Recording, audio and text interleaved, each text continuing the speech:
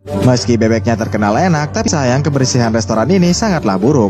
Mulai dari abu rokok yang jatuh ke dalam kuah sup bebeknya, mencelupkan jari ke minuman pelanggan, pembersihan sumpit dengan lap meja, hingga pembersihan meja yang ala kadarnya. Tak sampai di situ, pelanggan juga marah besar lantaran ada kecoa di dalam mangkuk supnya. Walhasil dengan angkuhnya, pelanggan pun hendak menuntut restoran ini, karena ternyata pelanggan ini adalah inspektur kebersihan restoran. Merasa takut dituntut, Bos Hui pun nekat memakan kecoanya serta mengelak bahwa ini hanyalah buah jujub. Lepas itu, Bos Hui pun pamit ke belakang untuk kumur-kumur. Kemudian Mancoy menawarkan pestisida pada Bos Hui. Uniknya, Bos Hui benar-benar menggunakannya.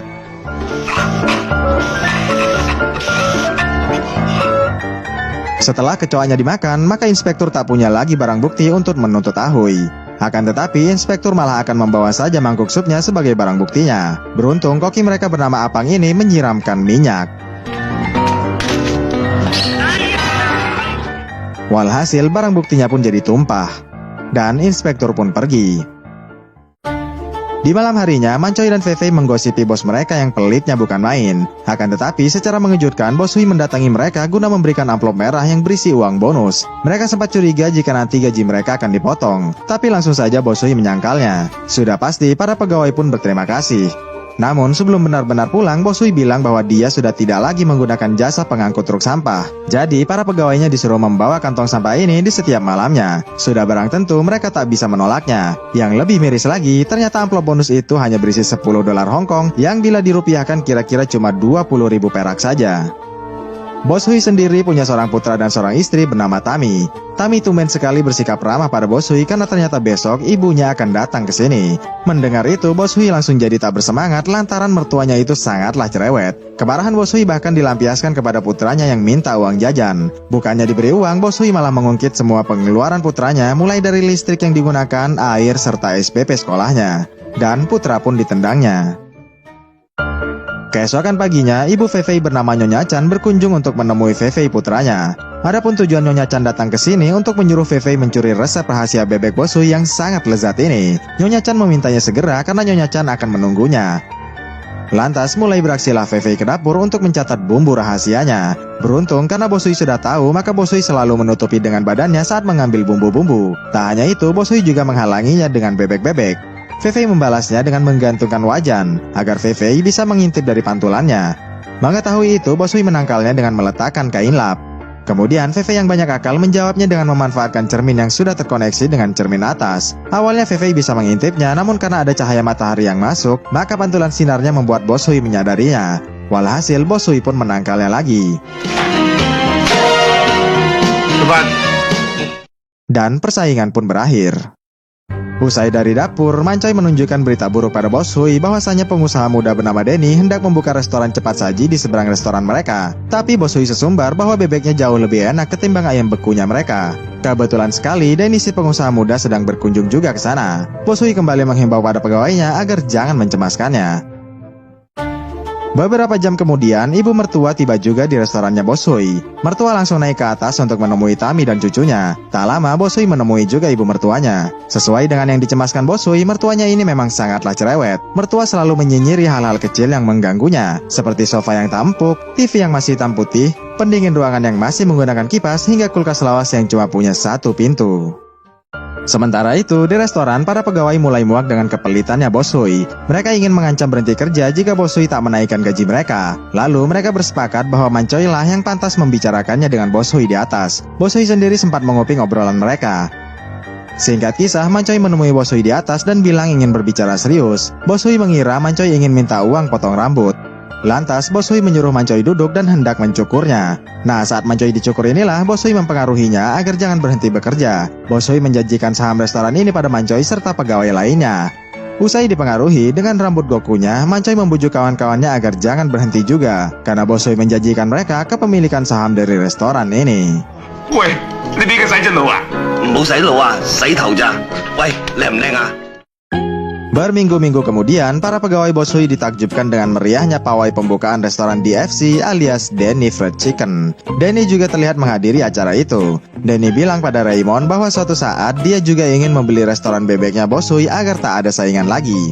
Denny bahkan sempat mampir ke restorannya Bos Hui hanya untuk melihat-lihat betapa kotornya restoran bebek ini. Beberapa hari kemudian, bebek panggang milik Bos Hui terlihat masih banyak yang belum terjual, sedangkan di FC terlihat sangat ramai pengunjung. Tammy sempat menyarankan agar Bos Hui menutup saja restoran ini. Tentu saja Bos Hui menolaknya. Bahkan Bos Hui menaruhkan kepalanya jika dalam 3 hari lagi para pengunjung tak makan di sini. 3 hari kemudian, DFC malah terlihat lebih ramai lagi, sementara restoran Bos Hui cuma dikunjungi oleh seorang biksuni yang sudah pasti tidak makan daging bebek. Tak lama berselang, DFC meletakkan papan penawaran di depan restorannya yang mencuri perhatian para pegawainya Bos Hui. Bagaimana tidak, papan itu membuka lowongan kerja dengan penawaran yang sangat menggiurkan. Mulai dari pelatihan pegawai yang singkat hingga gaji tahunan yang mencapai 50.000 dolar Hong Kong atau sekitar 90 juta rupiah per tahun dengan nilai tukar saat ini. Di saat sedang tergiur, tiba-tiba Bos Hui menutup restorannya demi makan bersama. Nah, saat sedang makan inilah Bos Hui mengakui bahwa mereka sudah dianggap seperti keluarga. Karenanya Bos Hui ingin semua pegawainya jujur tentang apa yang sedang dirasakan saat ini. Awalnya mereka tak mengaku dan berkata senang saja bekerja di sini. Namun karena Bos Hui menyuruh mereka jangan sungkan, maka mereka pun mengungkapkannya. Mulai dari gaji yang rendah, manajemen restoran yang buruk, hingga Mancoy berani menyebut Bos Hui yang terlalu pelit. Mendengar semua keluhan itu, Bos Hui pun menuduh mereka sebagai pengkhianat. Tak terima dibilang pengkhianat, Mancoy mengajak kawan-kawannya untuk melamar ke DFC saja. Lantas Bos Hui marah sambil mengusir Mancoy sekarang juga. Mancoy tak takut dan berniat keluar. Usai di luar, Mancoy menunggu yang lain untuk keluar juga. Tapi kelihatannya mereka semua takut. Langsung saja Bos Hui pun menutup pintu untuk Mancoy. Dan Mancoy pun pergi ke DFC sambil sesekali menoleh ke restorannya Bos Hui.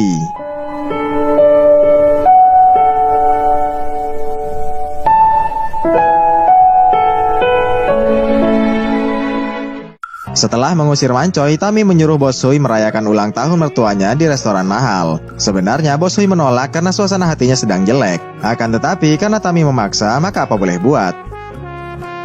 Singkat kisah, tibalah Bos Hui di restoran mahal sambil memberikan kado untuk mertuanya. Kemudian makan bersamalah mereka semua. Karena sedang galau, maka Bos Hui pun bersikap acuh tak acuh meski di hadapan mertuanya. Mulai dari mencuci sumpit di kuah sop, meneteskan kuah di atas tangan mertuanya, memuncratkan daging udang di pipi sang mertua, hingga mematikan TV yang sedang ditonton mertuanya saat menayangkan iklannya di FC. Puncak dari semuanya, Bos Hui yang hendak menyajikan minuman keras pada mertuanya malah mengokopnya terlebih dahulu. Walhasil, mertua pun menolak dituangkan minumannya. Keesokan paginya, terlihat maskot ayam DFC membagikan lembaran promo. Kemudian, Bos Hui yang merasa curiga langsung mendatangi maskot itu. Bos Hui marah karena ternyata Mancoy benar-benar mengkhianatinya. Tentu saja, para pegawainya melerainya. Beberapa hari berlalu, Raymond membina para pegawainya agar menjadi pelayan yang baik dan selalu tersenyum. Mula-mula Raymond memperagakannya kepada Mancoy. Raymond berperan jadi pembeli yang marah, sedangkan Mancoy jadi pelayan yang selalu tersenyum. Adapun prinsip pelayanan mereka adalah pembeli selalu benar. Walhasil pola latihannya pun jadi begini.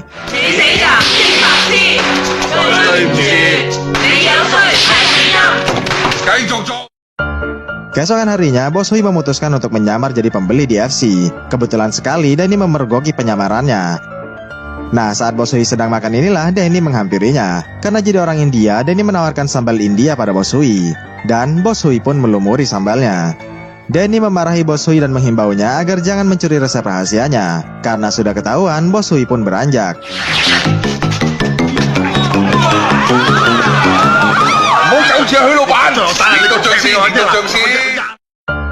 Keesokan harinya, Bos Hui menjadi maskot bebek dan menyebarkan kertas promonya. Sayangnya, bukannya dapat pelanggan, Bos Hui malah menakuti anak-anak.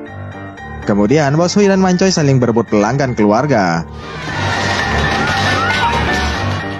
Karena sama-sama tak dapat pelanggan, maka Bos Hui pun mengejar Mancoy. Perkelahian mereka mendapat perhatian dari para pengguna jalan. Dari bawah, pegawainya meminta Bos Hui untuk berhenti. Karena tak tahan dipukuli, Mancoy pun turun dari sana.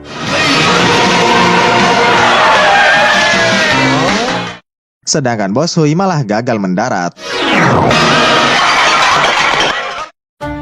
Usai kejadian itu, Tami menyarankan agar Bos Hui menutup saja restoran ini. Tapi Bos Hui menolak dan tetap ingin berjuang. Tak lama, biksu Ni lewat di depan restoran mereka. Mereka mengira biksu Ni akan makan di tempatnya. Tapi naas, biksu Ni malah berpaling dan masuk ke DFC. Di lain sisi, Danny bilang akan pergi ke Makau dan menyuruh Raymond untuk menghancurkan restoran bebeknya Bos Hui. Danny memberi Raymond 2 pembantu, yaitu inspektur kebersihan dan jurnalis. Singkat kisah, saat sedang buang sampah, Mancoy melihat Raymond mengendap-endap. Ternyata Raymond berniat untuk melepaskan tikus-tikus got melalui atap restorannya Bos Hui. Tentu saja Mancoy mencegahnya. Tapi sial, Raymond bangkit melawan. Walhasil tikus-tikusnya pun lepas. Di waktu yang sama, inspektur datang melakukan pemeriksaan mendadak karena menerima laporan banyaknya tikus got di restoran ini. Inspektur bilang akan menutup restoran ini jika melihat ada tikus meski seekor saja. Tiba-tiba tikus got tadi turun saat inspektur sedang mengisi laporannya. Lantas Bos Hui menutupinya dengan mangkok. Nah, adegan ini pula lah yang diduga mengilhami Warkop DKI dalam filmnya di tahun 1994. Makin terlihat mirip saat semua pegawai menyembunyikan tikus menggunakan mangkok sambil menari-nari dengan alasan mengikuti senam aerobik. Inspektur sebenarnya sudah mau pergi, tapi karena mendengar suara decitan tikus, maka inspektur pun kembali untuk memeriksanya. Bos Hui sendiri malah mengajaknya bermain tebak-tebakan. Sialnya, inspektur menolak bermain dan pada akhirnya tikusnya pun ketahuan juga. Tentu saja inspektur bilang akan segera menutup restoran ini, kemudian berlalu pergi. Tak lama para wartawan datang dan meliput restoran Bos Hui yang penuh dengan tikus itu. Mendengar keributan warga, Mancoy pun merasa bersalah. Keesokan harinya, Mancoy mendapati pelanggan yang marah karena daging ayamnya mentah. Lantas si bule memaksa uangnya dikembalikan sambil mengucapkan kata rasis pada etnis Cina. Tentu saja Mancoy tak terima dan meledek balik etnisnya si bule. Beruntung Raymond datang melerai. Si bule mengadu bahwa Mancoy telah meledek kata-kata rasis padanya. Walhasil Raymond memarahi Mancoy serta memecatnya. Dan Mancoy pun melepaskan seragamnya.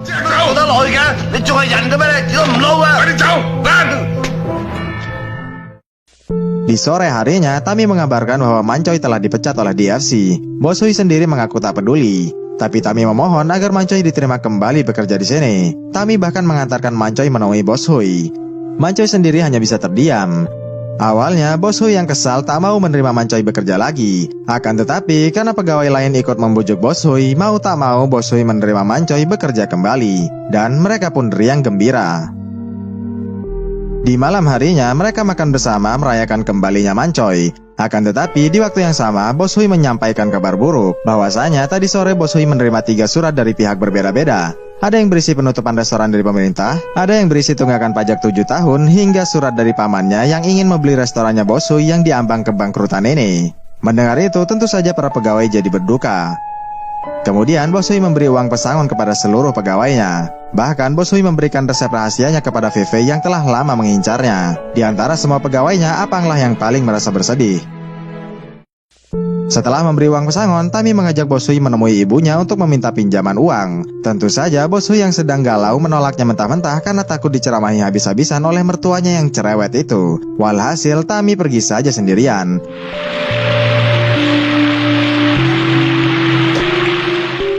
Sedangkan Bos Hui hanya bisa memandangi dan merundunginya dari atas. Keesokan harinya, Bos Hui yang tersadar menelpon mertua untuk mengundangnya makan siang. Dan mertua pun menyanggupinya. Singkat kisah, bertemulah Bos Hui dengan mertua. Adapun tujuannya adalah memohon agar mertua mau memodali lagi restorannya. Setelah menerima modal, Bos Hui dan semua pegawainya melakukan perombakan besar-besaran pada restorannya. Tak hanya itu, Bos Hui juga mempekerjakan banyak pegawai baru dan langsung melakukan pelatihan. Karena mertua Bos Hui selalu cerewet soal kebersihan, maka Apang mengajari pegawai baru untuk selalu menjaga kebersihan.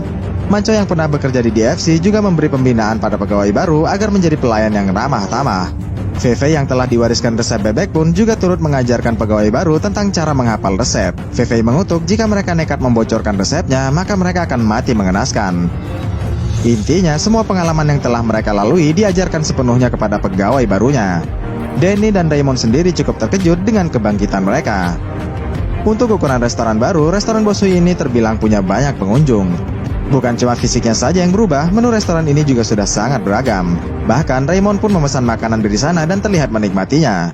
Danny yang tak terima memutuskan untuk menjual bebek panggang saja besok. Karena tak bisa masak, maka Denny menggunakan komputer untuk merumuskan resep bebeknya. Walhasil, keesokan harinya, DFC mulai kehilangan para pelanggannya karena rasa bebek pelanggannya tidaklah nikmat. Sebaliknya, restoran Bos Hui mendapatkan banyak pemasukan. Di malam harinya, Denny menyuruh Raymond untuk membakar restorannya Bos Hui, sementara Denny akan pergi ke Makau. Tentu saja Raymond menolaknya karena selalu dijadikan tumbal. Raymond baru akan bersedia jika Denny mau membayarnya mahal. Sudah barang tentu Denny menolaknya karena memang Raymond banyak berutang budi padanya. Walhasil, Raymond pun menyerang Denny, hingga membuat minyak tanahnya tumpah. Celakanya, Denny yang hilaf tak sengaja membuang puntung rokoknya di atas minyak yang tumpah. Akibatnya, restoran mereka pun kebakar hebat.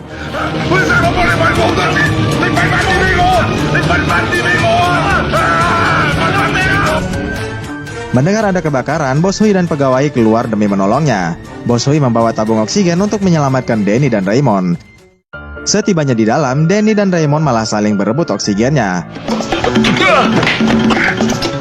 Karena kalah, maka Denny menggunting selangnya untuk kemudian dihirup sendirian. Daripada oksigennya habis sia-sia, maka Bos Hui pun mengambil dot bayi dan dipasangkan pada ujung tabungnya. Tujuannya sudah pasti untuk dihirup bergiliran.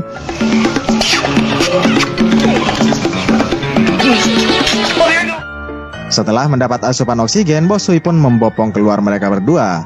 Dan mereka semua pun selamat.